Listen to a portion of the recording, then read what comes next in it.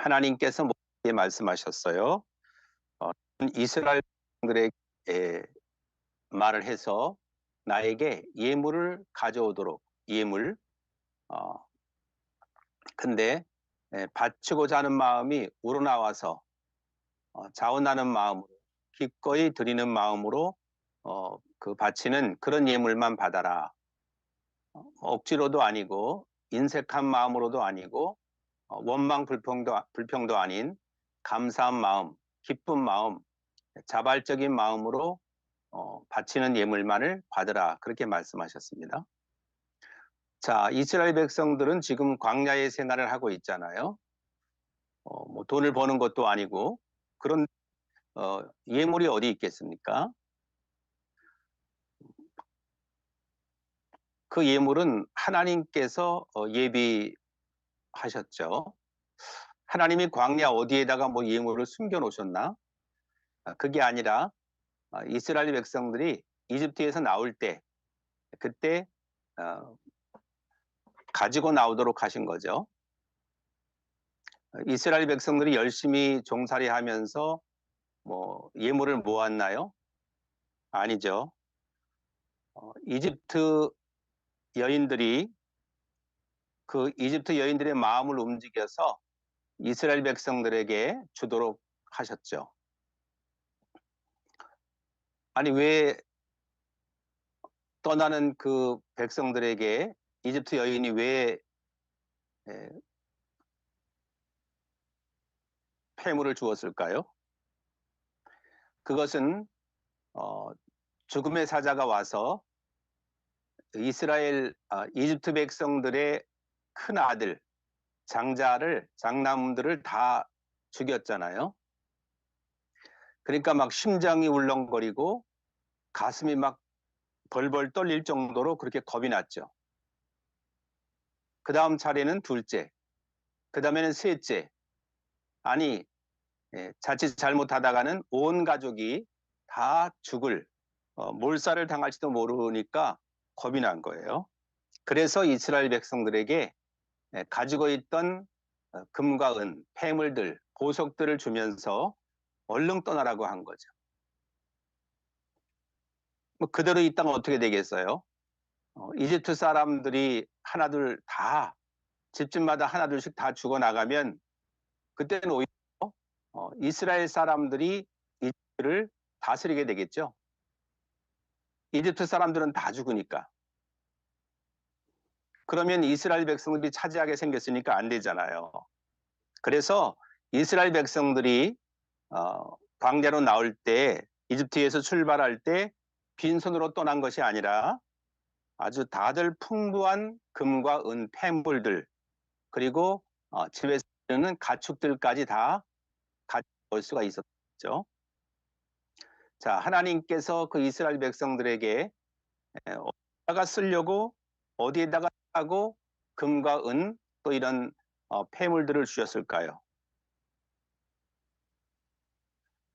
하나님의 성막, 오늘 말씀대로 하나님의 성스러운 집, 하나님의 거룩한 집, 하나님의 성소를 하나님의 성막을 지으라고 주신 거예요. 그렇기 때문에 이스라엘 백성들은 하나님이 예비해 주신 것이기 때문에 모세가 말할 때 기쁨으로 예물을 드릴 수가 있게 된 겁니다. 지금 엄청난 산불 피해로 그 어려운 사람들, 화재민들을 돕기 위해서 여러 회사들, 또 여러 단체들, 또 여러 이웃들이 모금을 하고 있잖아요. 누가 시켜서가 아니라 자발적으로 이웃을 돕는 거죠. 내 이웃을 내 몸과 같이 사랑하라 하셨으니까. 마찬가지로 하나님 앞에 우리가 드리는 예물도 바치고자 하는 마음이 우러나와서 바치는 자들의 예물을 받아라. 기꺼이 자원하는 마음으로 즐거운 마음으로 드리는 사람들의 예물만을 받으라. 그렇게 말씀하셨어요. 카인처럼 막 아벨에 대해서 화를 내고 하나님께 대해서 원망 불평을 하고 이렇게 뭐 억지는 제사와 예물은 하나님이 받지 않으신다고 했죠. 그러니까 이스라엘을 종살이에서 건져주신 그 하나님께 품으로 자원해서 예물을 드리는 것은 지극히 당연한 일이, 하나님이 나올 때 다 가지고 나오게 하신 것이니까 하나님이 필요하다고 말씀하실 때 그것을 드리는 일은 당연한 것이다. 자, 그러면 하나님께서 모세에게 말씀하신 예물의 종류가 나오는데요. 그 종류가 무엇이었는가? 금과 은과 놋, 그리고 여러 색깔의 실, 염소털, 또 양가죽, 향료, 기름, 그리고 복들이었어요. 3절에 보니까 백성들에게서 받을 예물은 이것이다. 금과 은, 그리고 놋. 자, 금은 무엇을 말하느냐 하면, 금은 하나님의 영광과 하나님의 거룩한 신성을 뜻하는 거예요. 금은 변하지 않죠. 그래서 돈의 가치는 자꾸 떨어지는데 금의 가치는 자꾸만 올라간단 말이에요. 금은 하나님의 신성과 영광을 상징하고, 은, 실버, 은은 그 예수님의 구속과 대속, 우리의 죄를 대신해서 돌아가신 그 은을, 대속을 의미하고, 놋, 굴이라고도 할 수 있는데 놋은 심판과 정결함을 상징하는 거예요. 그런 영적인 의미가 있기 때문에 금과 은과 놋을 가져오라고 했어요. 그다음에 4절에 보면 파란 실, 또 자주색 실, 빨간 실, 고운 모시, 염소털 이렇게 나오죠. 자, 이런 실과 이런 그 염소털 같은 것들은 성막의 휘장과 커튼같이 생긴 휘장과 제사장의 예복을 만드는데 사용을 하는 것입니다. 파란색, 청색, 이 파란색은 뭘 상징하냐면 하늘을 상징하는 거예요. 하나님의 거룩함과 신성을 나타내는 것이에요. 우리가 지난 시간에 출애굽기 24장에서 하나님의 산에 올라가서 백성들이 그 하나님을 보았는데 하나님의 발 아래는 마치 청옥을 깔아놓은 것처럼 보였고 마치 하늘처럼 맑았다고 했잖아요. 이렇게 파란 실은 하늘을 상징하는 것이고 하나님의 거룩함과 신성을 뜻하는 거예요. 우리 예수님도 예수님의 신성, 그리고 예수님께서 하늘에서 오셨다는 것을 의미하는 것입니다. 그 다음에 자주색 실이 있잖아요. 자주색 실. 자주색은 왕권과 존귀함을 나타내는 거예요.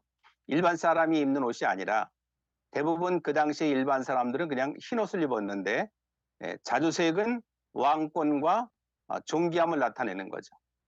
옛날에 우리 조선시대에도 왕들은 일반 사람과는 다른 옷을 입었죠. 이렇게 자주색 실을 사용한다는 것은 예수님이 만왕의 왕이라고 하는 것을 상징하는 거예요. 그리고 또 빨간 실, 홍색 실인데 이것은 예수님의 희생과 속죄의 피를 상징하는 거예요. 피는 빨갛잖아요. 예수 그리스도의 보혈을 나타내는 그런 예물이겠죠. 고운 모시가 나와요. 흰색으로 된 고운 모시는 순결과 의로움을 나타내는 거예요. 순결과 의로움. 우리나라 사람들은 흰옷 입기를 좋아했죠. 특별히 조선시대는 흰옷을 좋아했죠. 순결과 의로움을 나타내는 것이고, 또 흰색은 예수님의 완전한 의. 예수님은 죄가 없는 분인데 우리 죄를 위해서 돌아가신 거잖아요. 예수님의 완전한 의. 그리고 또 성도들이 입는 의의 옷을 상징하는 거예요. 예수님이 다시 오실 때 성도들이 흰옷을 입고 온다고 했고요. 같이. 그것은 바로 성결을 뜻하는 거거든요. 그 다음에 염소털은 성막의 덮개, 성막의 덮개로 사용됐는데 뭐를 덮어주느냐 하면은 죄를 덮어주는 속죄의 상징이에요. 우리가 죄를 가지고 예수님 앞에, 하나님 앞에 나오면 사람들은 죄 지은 사람을 돌로 쳐서 죽이잖아요. 근데 예수님은 죄를 덮어주시는 분이에요. 허물을 덮어주는 것이 사랑이거든요. 근데 사람들은 그 허물을 어떻게 해요? 막 공개하고 그렇게 해서 창피하고 조롱하고 막 그러잖아요. 막 악플을 달아서. 예수님의 사랑은 덮어주는 거예요. 그래서 그 사람이 깨달고 스스로 회개해서 바른 사람이 되도록 기도하는 것, 그게 사랑이에요. 자꾸만 그 남의 약점을 노출하고 남의 잘못된 것을 이렇게 노출시켜서 개방해가지고 공개시켜서 망신을 주고 고통을 주는 것은 사랑이 아니에요. 사랑은 모든 허물을 덮어주는 거죠. 사랑의 보자기로 모든 걸 덮어주는 거예요. 왜냐? 왜 다른 사람의 잘못을 덮어줘야 되냐? 나는 더 큰 잘못을 질 수도 있거든요. 그래서 내가 다른 사람의 허물을 덮어줄 때 하나님도 내 허물을 덮어주시고 용서해 주시는 거예요. 근데 내가 다른 사람을 자꾸 판단만 하고 비판만 하면 그런 비판과 정죄의 화살이 누구한테 돌아오느냐 하면 언젠가는 나에게 돌아와서 나를 찌르거든요. 나를 더 아프게 하고 나를 더 힘들고 불행하게 하거든요. 그래서 사랑은, 예수님은 우리의 죄를 덮어주러 오신 거예요.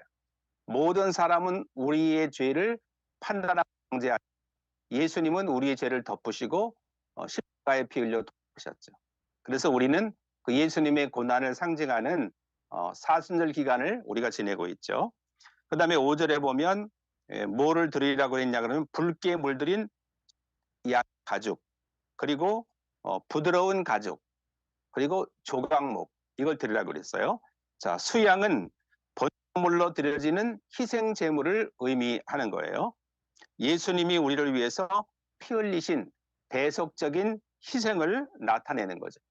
그러니까 예수님이 오시기 한참 전부터 하나님은 예수님의 그 십자가의 피를 상징하는 그런 재료로서 성막을 짓도록 말씀하셨거든요. 이 성막을 볼 때마다 앞으로 메시아, 예수님이 오신다, 우리 민족을 구하려 예수님이 오신다 기대와 힘 가지고 이스라엘 사람들은 살아왔던 거예요. 여기서 붉은색은 피와 희생을 의미하고 십자가에서 돌아가신 예수님의 죽음을 예표하는 것입니다. 그리고 부드러운 가죽은 보호와 덮어줌을 의미하는 것입니다. 하나님께서 아담과 하와가 선악과를 따먹었을 때 그냥 지옥으로 보내신 것이 아니라 아담과 하와를 찾아서 무엇을 만들어 주셨나요? 아담과 하와가 벌거벗고 부끄러워서 나무 뒤에 숨었을 때 하나님께서는 아담과 하와에게 가죽 옷을 만들어서 입혀주신 거예요. 그러니까 가죽 옷을 만들려면은 짐승을 잡아야 되잖아요. 그렇죠? 피를 흘려야 되고. 그래서 예수님은 어린 양으로서 오신 거예요. 어린 양 예수. 예수 어린 양 찬양이 있잖아요. 예수는 하나님의 어린 양으로서 내 대신 죽으신 거죠. 그래서 부드러운 가죽은 하나님의 은혜와 하나님의 복을 의미하는 거예요. 조각목 있잖아요. 조각목은 조각조각 난 나무가 아니에요. 아카시아와 같은 그런 나무인데 이스라엘 광야에서는 흔히 볼 수 있는 그런 나무였어요. 화려하거나 고급스러운 나무는 아니었어요. 그냥 하나님은 아주 고급스러운 나무가 아니라 평범한 나무를 택하신 거예요. 우리의 평범한 속에서 하나님의 거룩한 목적을 이루어 가시는 거예요.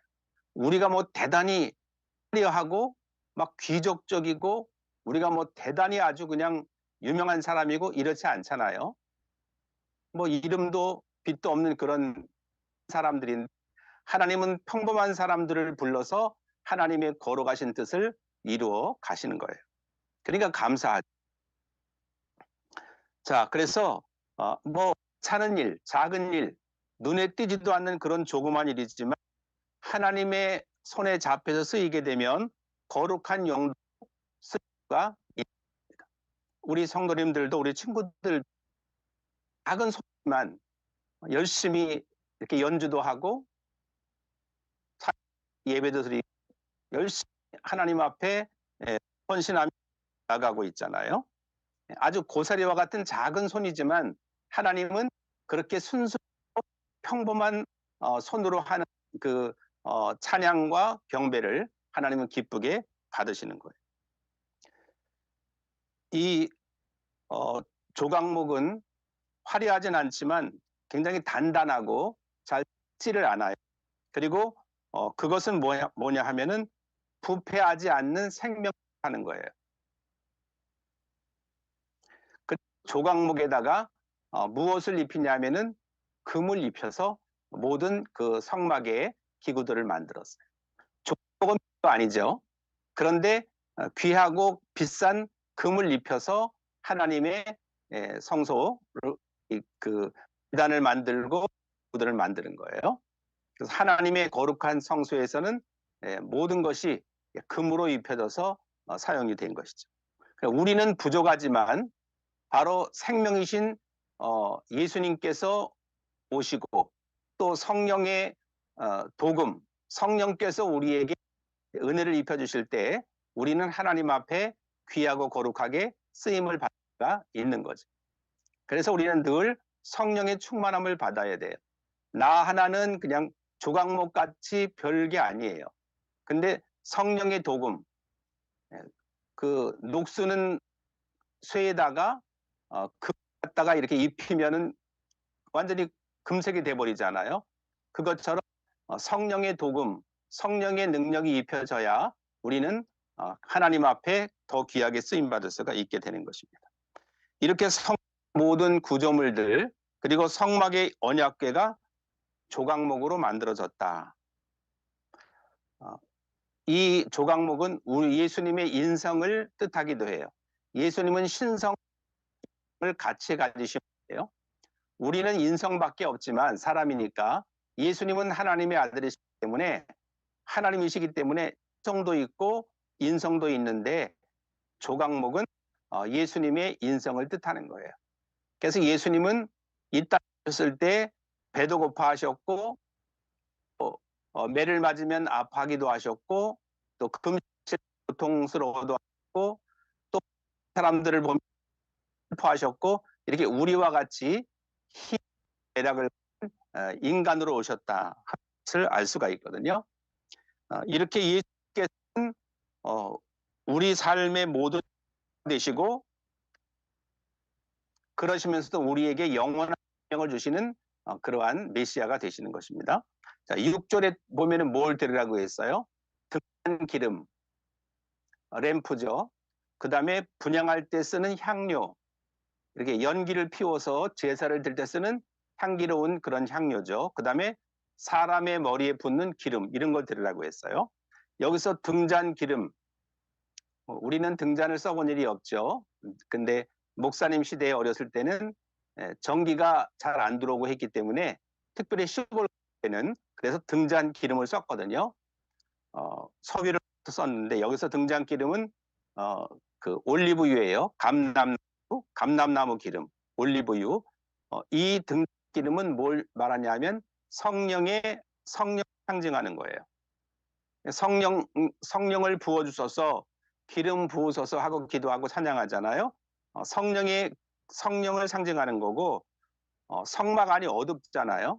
그러니까 성막 안에 불을 밝히는데 그 기름이 사용이 되는 거예요. 깨끗한 기름이에요. 그리고 하나님의 임재와 하나님께서 인하신다는 것을 나타내는 기름을 드려라. 성소를 밝히는 거죠. 그 다음에 분향할 때 쓰는 향이 있는데 그것은 기도를 말하는 기도. 향은 하나님께 울려 퍼지는 성도들 기도를 나타내고 하나님과의 교제를 상징하는 거예요. 우리가 기도하면 우리의 기도가 눈에 안 보이지만 향기로운 연기로 올라가요. 천사가 들고 올라가요. 그릇에다가 우리의 기도에 와서 하나님의 보좌, 하나님께로 가지고 올라가요. 그래서 하나님이 우리의 기도를 또 응답해서 천사를 통해서 보내주시는 거예요. 그러니까 우리가 오늘도 기도할 텐데 기도하는 것은 나 혼자만 하는 게 아니에요. 우리의 기도도 하나님은 들어주시는 거예요. 매일매일 그리고 간절히 하나님께 되면 하나님은 우리의 기도를 차곡차곡 쌓으셔서 때가 되면 우리에게 응답을 주시는 거예요. 또 사람의 머리에 붓는 기름을 대라고 했죠. 이것은 성령의 기름 부음을 상징하는 거예요. 구약 시대에는 어떤 사람들에게 기름을 부었느냐? 제사장, 왕, 선지자 이런 사람들에게 기름을 부었어요. 자, 향유를 가져온 여인이 예수님 향유를 붓고 예수님의 그 발을 머리털로 깨끗이 씻어드렸잖아요. 그렇게 왜 예수님께 기름을 부었을까? 그 비싼 향유를 왜 다 부었을까? 사람들이 비난하는데도 야, 그 돈 가지면 가난한 사람들을 많이 도울 텐데 왜 낭비한 거야? 하고 막 욕을 했거든요. 그때 예수님께서는 아니다. 이 여인은 나의 장례를 위한 향유를 부었다 하고 계속해서 때가 흐르면서도 이 여자는 칭찬할 것이라고 예수님께서 말씀하셨어요. 왜 이 여자가 예수님께 와서 향유를 부었을까? 예수님이 왕이시기 때문에 그런 거예요. 사람들은 몰라요. 그러나 이 여인은 기도하면서 영적으로 이분이 바로 왕이신 것을 느낀 거죠. 그래서 가장 비싼 향유를 가지고 와서 부어드린 거예요. 그 다음에 7절에 보면 대제사장의 예복이 있어요. 우리가 뭐 체육복이 있고 학생복이 있고 그렇듯이 그 운동복이 있고 그렇듯이 대제사장의 예복은 에봇이었어요. 에봇. 로봇이 아니고 에봇. 그리고 가슴 덮개에 달아줄 줄마노와 보석들이라 그랬어요. 그걸 들으라 그런 거예요. 에녹은 대제사장이 입는 옷이에요. 그것은 예수 그리스도의 중보 역할을 상징하는 거예요. 그래서 하나님의 지성소에는 대제사장만이 1년에 한 번 들어갈 수가 있거든요. 그래서 1년에 한 번씩 가서 모든 백성의 죄를 위해서 대신 분향을 하고 제사를 지내는 거예요. 예수님은 영원한 왕으로서 십자가를 지심으로 딱 한 번, only one, 딱 한 번으로서 모든 제사를 완성하신 거예요. 그러니까 예수님이 매일 오셔가지고 십자가에 죽지 않잖아요. 그죠? 2000년 전에 딱 한 번 십자가에서 못 박혀 돌아가심으로 영원히 속죄가 되는 거예요. 얼마나 감사한지 모르죠. 그래서 우리는 오늘도 내일도 예수님의 이름으로 예배드리고 예수님의 이름으로 찬양하고 예수님의 이름으로 기도하고 예수님의 이름 예물을 드리는 거예요. 이 예수 그리스도는 하나님과 우리 사이에 중재자, 중보자가 되는 거예요. 브릿지, 다리 역할을 하시는 거예요. 우리는 죄를 지어서 하나님과 멀어졌고 하나님과 원수가 됐는데 중보자이신 예수님이 오셔서 화목제물로 오셔서 하나님과 우리 사이를 친하게 사이좋게 만들어 주신 거예요. 우리가 죄가 있을 때는 예배를 드릴 수 없고 기도 안 받으시고 드릴 게 없는데 예수님의 십자가의 공로를 의지하였기 때문에 우리는 언제나 내가 드리고 싶으면 매일매일 예배 드릴 수 있고 기도할 수 있고 예물을 드릴 수가 있는 거예요. 그렇게 예수님께서는 우리와 하나님과의 관계가 화목하게 아주 가깝게 아주 아버지와 아들의 관계가 되도록 하나님은 그렇게 만들어 주신 거예요. 그리고 가슴 덮개에 있는 그 보석, 번쩍이는 보석들, 12지파를 상징하는 12개의 보석이 제사장의 그 가슴에 이제 달도록 그렇게 한 거예요. 그것은 하나님께서 그 백성, 12지파인 백성들을 다 기억하신다, 보호하신다 그런 뜻이거든요. 그래서 구약 시대에 그 제사장 제사장의 예복인 에봇에 달린 12개 보석들은 신약 시대에서는 12사도잖아요. 12사도. 신약 시대에서는 누가 보석들이냐? 바로 우리 성도님들, 바로 우리 친구들이 하나님께는 보석 같은 존재가 되는 거예요. 그냥 찬송가에도 있잖아요. 그죠? 장에 보게 되면 보배로운 그 아이들이라고 그렇게 돼 있잖아요. 자, 이렇게 하나님께 드린 예물을 가지고 무엇을 하나, 이 금과 은과 여러 이런 그 예물을 드렸을 때 그럼 어떻게 사용하시나? 8절 말씀 보면 에 말해서 나를 위한 거룩한 집인 성소를 짓게 하라. 그렇게 말씀하셨어요. 하나님이 계실 성소를 만들라고 말씀하셔요. 그러면 내가 그곳에 있어 백성들과 함께 살 것이다. 자, 하나님께서 그 성소에 계시면서 백성들과 함께 살아가시는데요. 그 당시에 이스라엘 백성들이 이제 텐트를 치고 살았잖아요. 수백만 명의 백성들이 텐트를 치고 살았어요. 그 바로 정중앙에 하나님이 계실 처소를 만드는 거예요. 가장 중앙에. 이렇게 한자로 십자 이렇게 가로 세로 있다면은 그 중앙에 하나님 성소를 만드는 거예요. 지금도 유럽에 가보면 가는 곳마다 그 아주 멋있는 그 교회 예배당들이 있어요. 근데 어느 곳에 세워졌냐면 여러 집들이 있는 중앙에 세워져 있어요. 그러니까 교회를 중심으로 예배당을 중심으로 해서 집들이 지어진 거예요. 공중에서 보면 드론을 띄워서 보면 잘 보일 수가 있겠죠.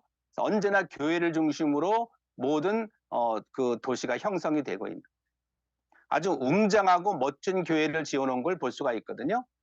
우리 친구들도 때가 되면 그곳에 한번 가보면 참 좋을 것 같아요. 얼마나 웅장하고 아름다운 예배당들이 많이 지어져 있는지 몰라요. 이 성막은 하나님이 지으라고 명령하시는 성소, 이 성막은 예수님을 가리키는 거예요. 자, 그러면 이 하나님의 성소를 어떻게 만들어야 하는가? 하나님의 성소를 만들려고 했는데 어떻게 만들까? 모세가 만들고 싶은 마음대로 만들면 아니었어요. 9절에 보니까 내가 너에게 보여주는 것과 똑같은 모양으로 회막과 그 안에 들어갈 것을 만들라고 말씀했어요. 하나님께서 모세에게 그 성막을 지을 설계도를 보여준 거예요. 설계도가 얼마나 복잡해요, 그죠? 모양도 있고 크기도 있고 여러 디자인이 있고 이런데 그거를 하나님께서 아주 입체적으로 모세에게 정확하게 가르쳐 주신 거예요. 우리로서는 상상할 수가 없죠. 우리가 기도할 때 하나님께서 집을 이렇게 지어라 하고 설계도를 보여주신 일이 있나요? 근데 하나님께서는 일찍이 누구에게 그런 걸 보여주셨냐면 방주를 만드는 노아에게 하나님께서는 아주 정확한 설계도를 보여주셨어요. 그래서 하나님이 설계해 주신 대로 그 디자인대로 방주를 만들어서 1년 후에 다 살아날 수가 있었던 거죠. 그것처럼 놀랍게도 하나님은 모세에게 이 성막을 지을 수 있는 설계도를 자세하게 보여주신 것입니다. 그래서 성도님들이 기도하다 보면 간절히 기도하다 보면 때로는 환상도 보여주시고 꿈도 꾸게 하시고 또 예언도 하게 하시고 이런 일들이 있는 거예요. 그래서 하나님이 거하실 성소니까 누구 마음대로 하나님 마음대로 모양과 크기를 만들게 하신 거예요. 여러분이 집을 짓는다면 여러분이 여러분의 집을 짓는다면 누구 마음에 들게 짓겠어요? 목사님 마음에 들게 짓겠어요? 아니죠. 여러분의 집이니까 여러분이 살기 편하고 아름답고 여러분이 짓고 싶은 대로 설계도를 만들어 짓겠죠. 그것처럼 우리 그리스도인 우일교회, 우리가 섬기는 모든 교회도 하나님께서 원하시는 교회로 성장했으면 좋겠어요. 그리고 언젠가는 또 우리도 하나님께서 원하는 아름다운 예배당을 지을 수 있으면 좋겠습니다. 자, 물론 우리 하나님은 이 넓고 넓은 이 우주, 코스모스, 이 넓은 우주를 채우시고도 남으시는 분이 바로 하나님이에요. 하나님은 너무 크신 분이기 때문에 사람이 지은 집 안에 가두어 놓을 수는 없는 거예요. 그 좁은 집 속에만 계시는 분이 아니에요. 그런데 상징적으로 사람들의 눈에 보이는 하나님의 성소가 있다면 실감이 나는 거죠. 아, 이 안에 하나님이 계시구나. 실감이 나는 거죠. 아무것도 없는 것보다는 아, 이 안에 하나님이 계시는구나. 실감이 나는 거죠. 그리고 그곳에서 예물을 드리고 제사를 드리고 하나님을 만날 수가 있는 거죠. 자, 마치 여러분들이 우리 친구들이 뭐 큰 친구들은 아니지만 이제 우리 성은이와 성현이 같은 친구들이 그냥 아무것도 없어요. 방에 야, 이 집 멋있다. 계단도 있고 방도 있고 야, 멋있다. 정원 있고 야, 멋있다. 옥상도 있고 야, 멋있다. 그럴 수 없죠. 그죠? 그렇게 하려면은 뭘 만들어야 돼요? 레고 같은 걸로 집을 멋지게 만들어요. 그죠? 그리고 막 그냥 이제 설명을 하는 거예요. 그죠? 야, 우리 여기서 이렇게 재밌게 놀자 막 이렇게 할 수 있잖아요. 아무것도 없이는 너무 시시하죠. 그죠? 예, 그렇게 레고와 같은 장난감으로 성을 만들어 놓고 그곳에서 뭐 가족과 함께 막 친구와 함께 형제와 함께 막 그냥 재밌게 사는 모습을 상상하면서 즐거워할 수가 있는 거죠. 그것처럼 성소를 만드는 거죠. 그래서 이 안에 하나님이 계시다. 그렇게 실감이 나게 하시는 거죠. 자, 그렇다면 지금 하나님은 어디 계실까요? 우주 안에 가득하시고 또 우리가 교회 가면 예배 안에도 계시지만 그 어디보다 하나님은 어디에 계실까요? 우리 마음의 성전에 계시는 거예요. 그 넓으신 하나님께서 이 좁디 좁은 자그마한 우리의 가슴 속에 들어오시는 거예요. 얼마나 감사해요? 왜 그러냐면 그럼 우리를 사랑하는 거예요. 그렇게 넓으신 분이 우리 안에 계시는 거예요. 그렇게 사랑하시기 때문에 2000년 전에 우리를 구하시려고 나를 구하시려고 이 땅에 오신 것입니다. 그리고 사랑의 예수님은 우리의 수많은 죄를 용서하시기 위해서 스스로 십자가에 못 박혀 돌아가셨어요. 희생 제물이 되신 거예요. 얼마나 감사하고 고마운 일이에요. 그런 우리 하나님 앞에 우리는 늘 하나님의 성소에 나와서 우리의 마음속에 하나님이 계시지만 그러나 하나님의 성소 예배당에 나와서 예배를 드리고 찬양과 경배를 드려서 더 하나님을 잘 섬기고 하나님을 기쁘게 하는 그러한 우리 모두가 되시기를 예수님의 이름으로 축복합니다.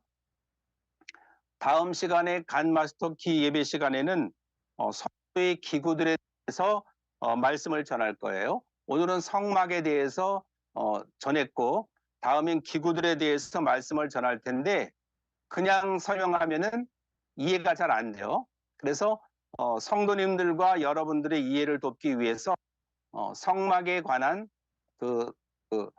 도구 모양으로 이렇게 나와 있는 동영상을 이제 띄워드릴 거예요.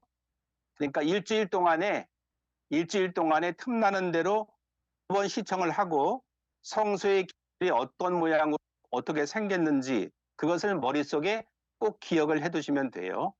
그래야 다음 시간에 목사님이 설교를 하면 나 알아, 나 봤어. 이거 가지고 설명하시는구나 하고 알 수가 있는 거예요. 그래서 꼭 동영상을 만약에 띄워놓으면은 여러 번 반복해서 여러분들이 보시고 이거 말씀하시는구나. 그리고 평생 그건 알아야 되는 거예요. 상징적인 성소이기 때문에 말씀을 들을 때 꼭 필요한 것이기 때문에 머릿속에 기억해두면 참 좋은 거예요. 그러면 다음 시간에 설교를 들을 때 공감이 가고 쉽게 이해가 될 것입니다.